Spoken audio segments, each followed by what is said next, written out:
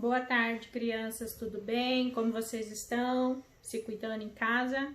Pro tá morrendo de saudades de todos. Estou aqui mais uma vez, eu, professora Gisele, para dar continuidade ao nosso conteúdo de português. Hoje a Pro trouxe aqui para vocês o estudo da língua, gênero do substantivo. Já sabemos que substantivos são palavras que vão nomear as coisas, né? Os objetos. Vimos também já os substantivos simples, que são formados por uma palavra, os compostos, que são formados por mais de duas palavras, alguns vêm acompanhados de hífen, outros não, né? Elas vêm juntas mesmo. Já vimos os substantivos primitivos e os derivados, e agora vai aparecer mais três classificações: os substantivos epicenos, os comuns de dois gêneros e os sobrecomuns. A gente vai iniciar com os substantivos epicenos. O que eles são? São os nomes de animais que têm um só gênero e necessitam das palavras macho e fêmea para identificar o sexo. Por exemplo, a palavrinha bode tem o seu feminino, cabra. Tigre tem o seu feminino, tigresa. Quando alguns animais não apresentam esse gênero, tanto para o feminino quanto para o masculino, eu vou acrescentar a palavra macho e fêmea, igual temos aqui, ó. O jacaré. O artigo que vem acompanhando ele, o, não vai identificar o gênero dele. Não vai falar se ele é masculino ou feminino pelo artigo aqui. A gente vai falar o jacaré macho ou jacaré fêmea. Fica estranho mesmo quando a gente fala, mas são substantivos que vão receber esses dois itens aqui, macho e fêmea.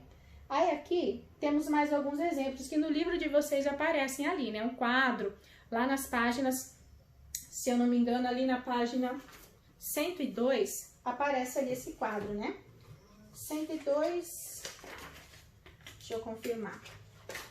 Ali na página 102. Aí temos ali a baleia macho, a baleia fêmea.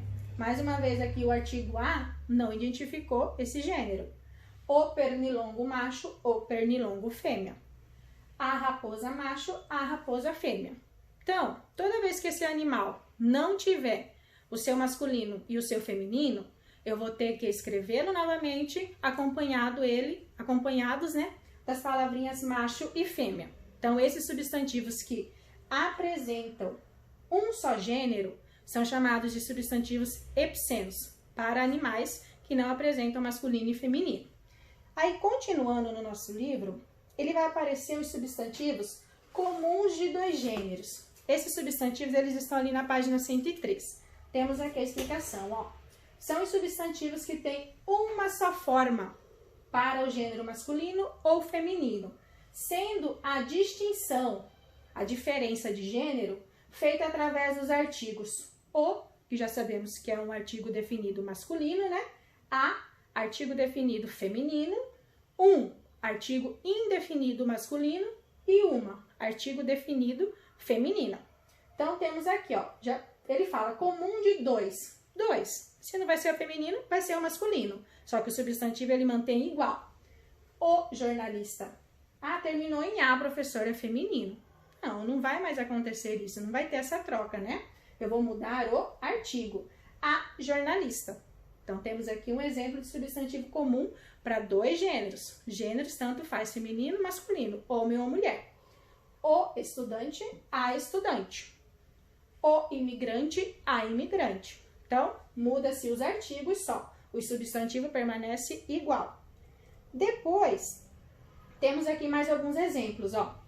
O agente, a agente. No caso aqui, se eu quiser, o agente Pedro, falei o nome. A agente Maria, falei o nome. Pelo nome eu consigo identificar também, se não viesse o artigo, né? Pelo nome. O alpinista, a alpinista. Mais uma vez, terminou em A, é feminino. Não entra mais essa regrinha. O gerente, a gerente. A doente, o doente. O indígena, a indígena. Então, exemplos de que só altera-se artigos, não muda-se substantivo, né?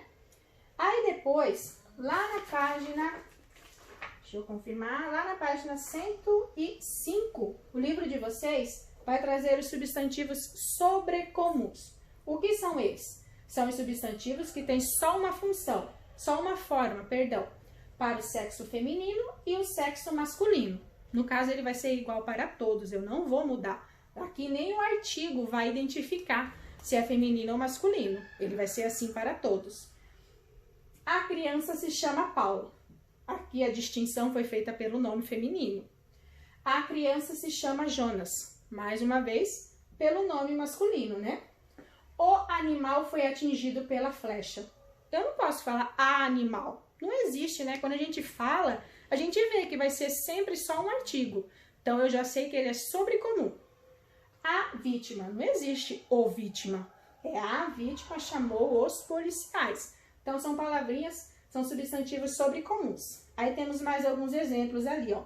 A testemunha. Eu não consigo falar o testemunha. O sujeito. A sujeito. Não existe, né? O monstro. A monstra. A monstro também não existe. O anjo. A anja. A gente fala às vezes a palavrinha anja, né? Mas ela é incorreta, ela não é certa, né? A pessoa. Também eu não falo o pessoa. A pessoa. O ser. Eu não vou falar a ser, né?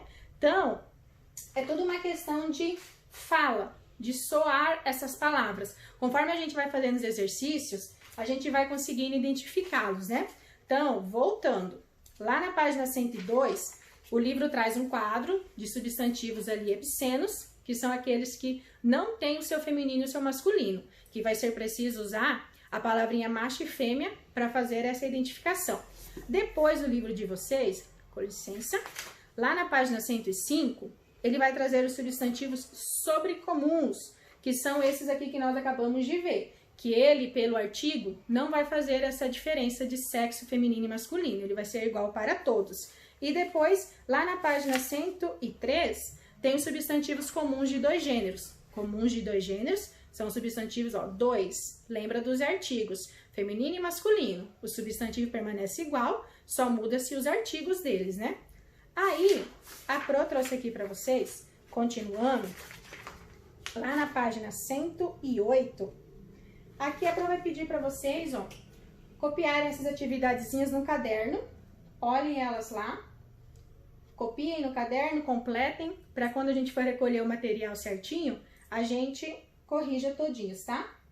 Aí, continuando, na página 106, aparece ali, com que letra? Temos ali verbos terminados em ram ou rão. Já sabemos e já vimos, né, no ano passado, no nosso livro de português, os três tempos verbais. Presente, o pretérito perfeito, que a gente fala assim mais passado, né, e o futuro. Temos aqui um exemplo que está no livro de vocês, ó. Palavrinha compraram. A palavrinha comprar, ela tem sílaba tônica por pra. Já vimos também quanto à classificação, né? Última sílaba oxítona, penúltima sílaba proparoxítona e antepenúltima proparoxítona, né? Temos aqui a terminação ram. Todos os verbos que terminarem em ram sempre serão do tempo passado. E como terminam em ram, a sílaba tônica é o pra. Então, no caso, ela é uma paroxítona. É uma regrinha na língua portuguesa. Todas as palavrinhas que terminarem em ram, que são verbos, serão no tempo passado. E todas serão classificadas quanto à sílaba tônica como paroxítonas. Aí depois temos ali o tempo futuro. Comprarão. Terminação rão. O acento está na última sílaba, né? Tempo no futuro, última sílaba, classifica-se como oxítonas, né? Então, sempre ficar atento. Verbos terminados em ram, R-A-M, sempre é passado. E sempre a sílaba tônica é a penúltima, paroxítona. Verbos terminados em rão, R-A-O-til, sempre estará no futuro e sempre são oxítonas, última sílaba tônica. A Pro vai pedir para vocês fazerem as tarefas do livro de português lá nas páginas 334 até a 337, que são os exercícios referentes ao gênero do substantivo. Vai ter ali substantivos epicenos, comuns, sobrecomuns, e vai ter ali a 337 sobre as terminações verbais. Fiquem com Deus. Até mais, amores e amoras. Se cuidem, tá? Que no nosso próximo encontro a gente vê certinho como a gente fará as correções dos nossos livros para vocês trazerem aqui na escola gente vai marcar uma data para vocês virem entregarem esse material para eu poder corrigi-los, tá? Até mais, amores. Tchau!